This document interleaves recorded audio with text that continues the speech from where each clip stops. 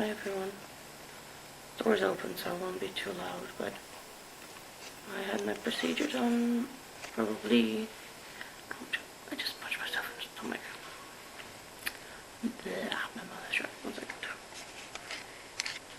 I get a bunch of these little cups. Where is it? There it is.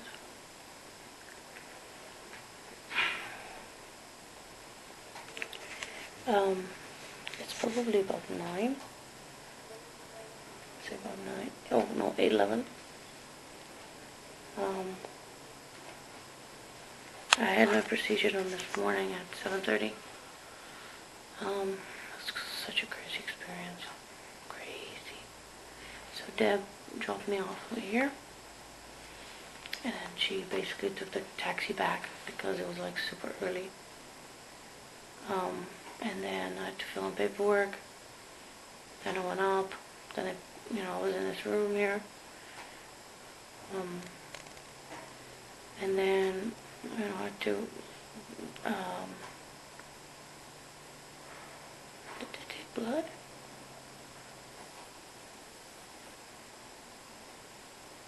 Don't remember. They weighed me.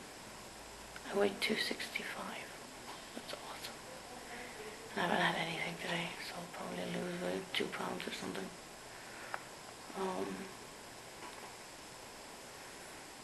Yeah, so crazy. Yeah, so then I went and put the gown on, and then I was supposed to be getting my period, so I just put a pad on in case, and then just your underwear, and these weird foot wedgie giving things.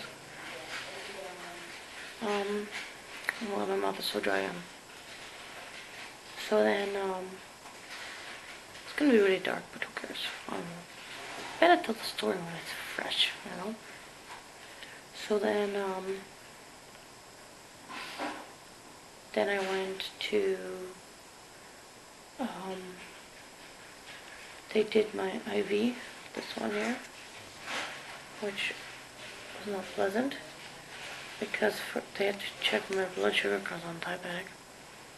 So then blood started squirting out of it. And then they had to put in the IV, which is actually running a bit low. I need some more water because it's ridiculous.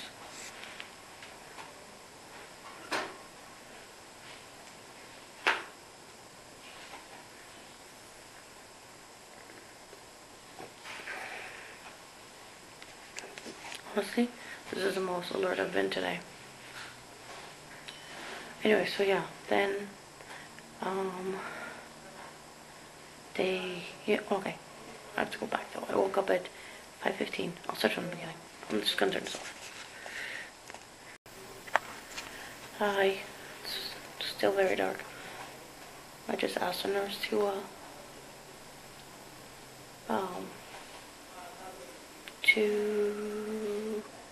open the door a little bit so I could see.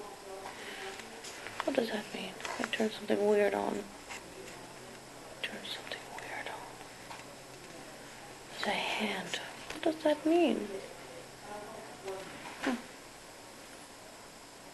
I don't know, I hope it's still recording. Anyway, I just thought that I would tell my journey now, because I'm the most lucid I've been today. So, I woke up this morning at 5:15. Actually like 5:08. And then I thought I wanted to sleep more, but I couldn't. Who were kidding? I fell asleep at like 1. I had to wake up at 5:15. Anyway, yeah, my mind was just like not having it. So then I had to take all these pills, and then I had to take a shower with antibacterial soap again. And then I packed all my stuff already. So then Deb woke up too, and then we found a cab, then drove here. Traffic was smooth. then we arrived here. So their main kind of office is at the bottom, and then like the hospital is at the top, not top floor, on the next level. So then first I had to fill in some paperwork, and then Deb pretty much left because her cab was waiting for her. Oh, I decided to check my blood pressure right now, or my, yeah. Let's not talk for a moment.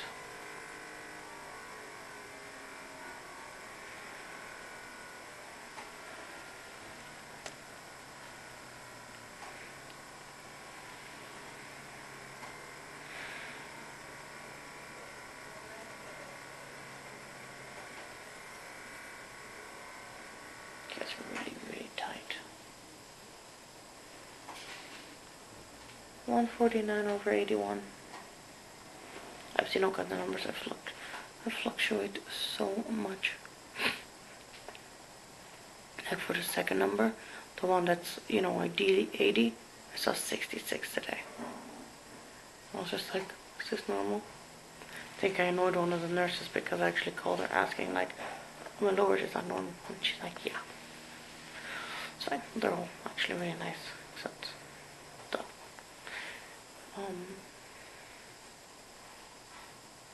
okay, so then, I had to grab my stuff. Elevator was broken, lucky me.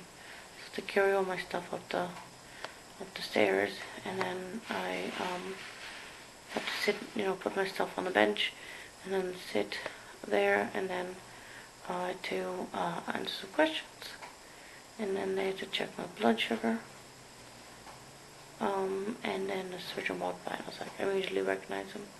And then he said hi, and then I shook his hand. I was very sweaty. I'm like, sorry for this clammy handshake, but he was really warm, really nice guy. And he asked me a few questions and asked me if I had any questions. I was like, no, good. And then I was brought to this room, number 2. And then they put my IV in, which is this one. Which is not great because actually that's how they checked my blood sugar, and then all this blood came squirting out. That's why it's still kind of red. And then they connected it to the IV, which is running quite low. I just got like a cough drop because my throat is really sore. But it's one of those that numbs your entire mouth and throat. It freaks me out. So I took it out of my mouth. It's a year out. Maybe I'll have it later again. Yeah, and then I had to get changed in a gown.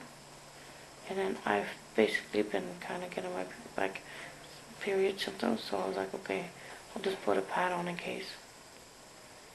So I put a pad on, and these weird foot things, I don't know if you guys can see it, that give you like a total toe wedgie and a hair net kind of thing. And then they said to put your clothes in like a basket, but I never wore them. I'm just still wearing this. Technically, I guess I could wear, no, tomorrow, it's fine. Anyway, and then the anesthesiologist came, and he had a very, very Dutch name. I forgot his name. He's clearly a Dutch guy. Oh, and he said my name perfectly. Like, he pronounced my name perfectly. I actually commented on it. I was like, that's amazing.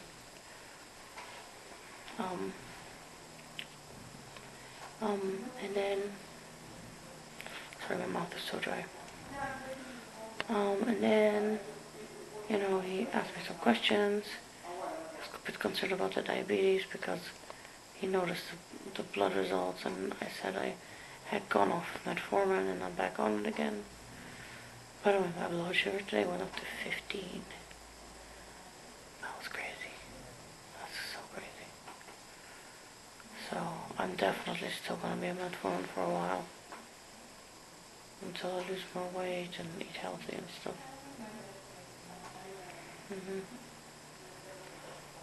Anyway. So then, he was a super nice guy too. The surgeon and an anesthesiologist were both awesome. And then the nurse, they were gonna lead me to the operating theater. So they handed me I had to carry my own, the bag, the saline, whatever, the IV. So then we walked over to the operating theater, and then it was just crazy. There was like so many people there. 1, 2, 3. There's 5 people. And the anesthesiologist was there too. He explained to me what was going to happen. He was going to give me a shot through my IV, and that was going to put me to sleep. So, yeah. So then I had to climb onto this really narrow table. And they were like, oh, be careful because, you know, it's narrow. And then I told them about my sore shoulder, which is honestly perfectly fine because I'm on painkillers. This is what I wanted from the beginning. Oh, sorry, one second, my still hurts. Okay,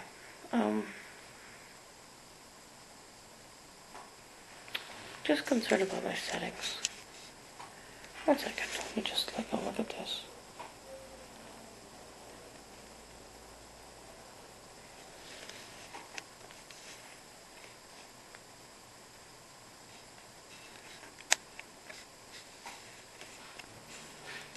I think I'm good.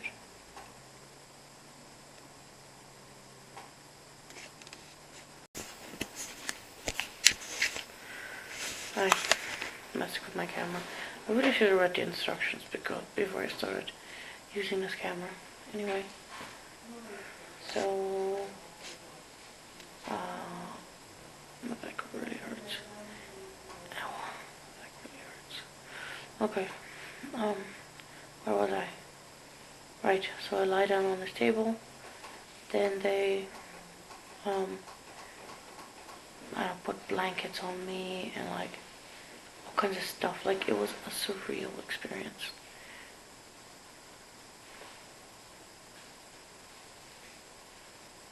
I had so many people like, honestly, and I didn't cry or anything. I was just like, this is ridiculous. This is surreal. So then I saw him put the sedative, I guess, in the IV, and then they put some sort of oxygen mask on my face, and I honestly took like 3 or 4 breaths, and I was gone. And then I woke up in this other area here. I was so groggy, I could not keep my eyes open. And then I started crying too at some point, and then they were like, it's okay, it's okay. Yeah, so I think I stayed there for like 15, 20 minutes. And then I had a whole bunch of blood smears on my hand. So I was like, even in my groggy state, I'm like, what is that? So they wiped me up. One of my wounds was probably not wrapped properly. I'll show you those two after, without trying to flush you my boob.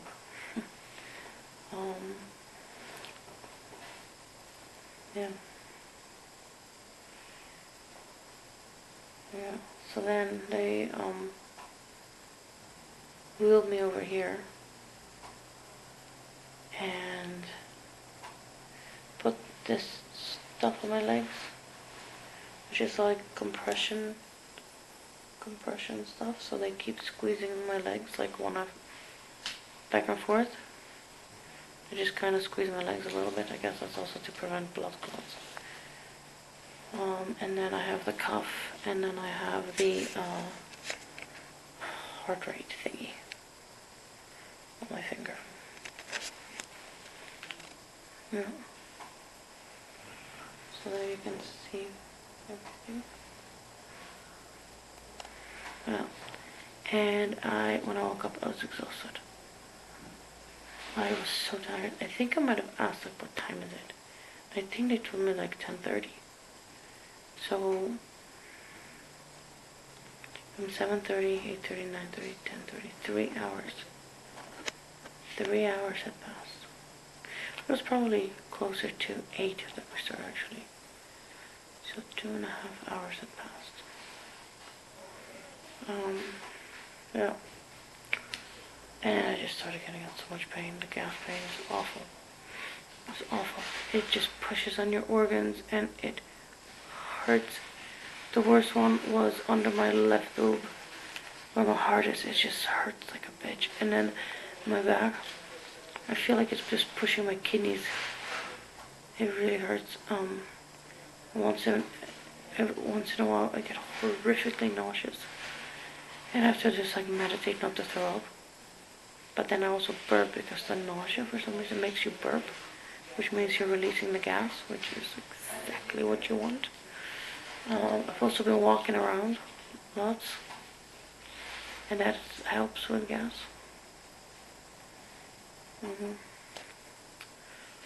Yeah, I just can't wait to go back to the hotel at least.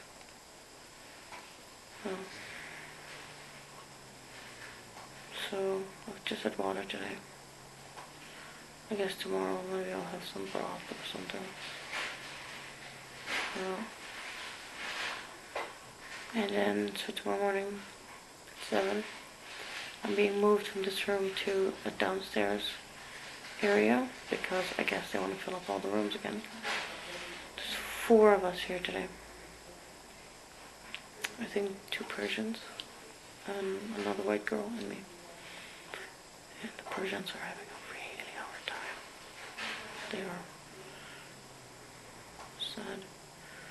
They're like throwing up, and one of them was in so much pain. And she had her 2 friends and her husband, I think, here.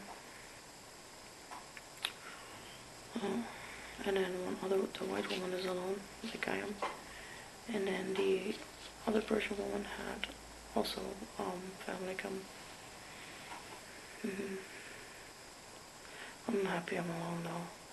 I mean, it's not fun seeing your family suffer. So,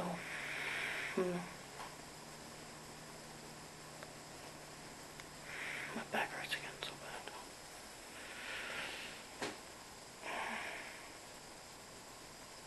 Anyway, tomorrow's supposed to be better. And I'll see if I can show you guys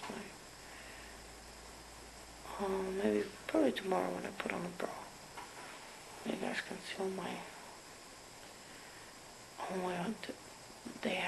I asked one of the nurses, which is the wound that the stomach came out of. And she didn't get at all what I said, so she actually had the surgeon come, and I was like, oh yeah, this is a stupid question. I just wanted to know which hole the stomach comes out of. And he's like, this one. I'm like, okay, thank you. So, I just really hope I can sleep. This knife stuck on my nose.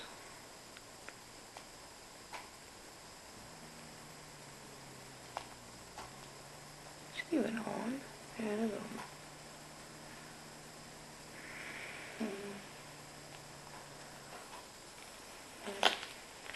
It is so cold in Toronto. I don't know why people live here. Freezing cold. Yesterday, we went to the CN Tower, which was awesome. We'll share some photos of that. I stood on the glass floor, and went up the elevator. Man, that's very high. The view was amazing. Kind of reminded me of the rotating restaurant in Vancouver. And then we went to this antique market.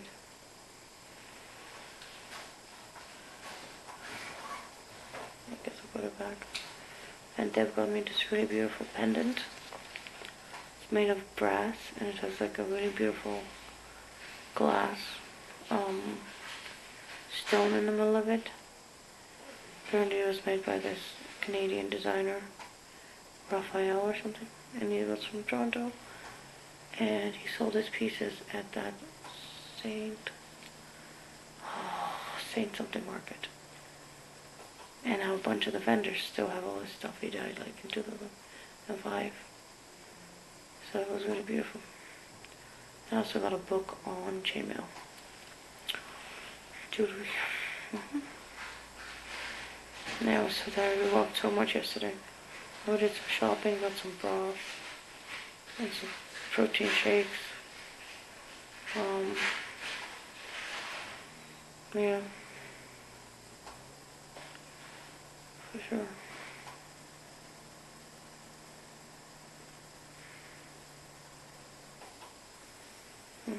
I'm sleepy. Okay, that's good for now.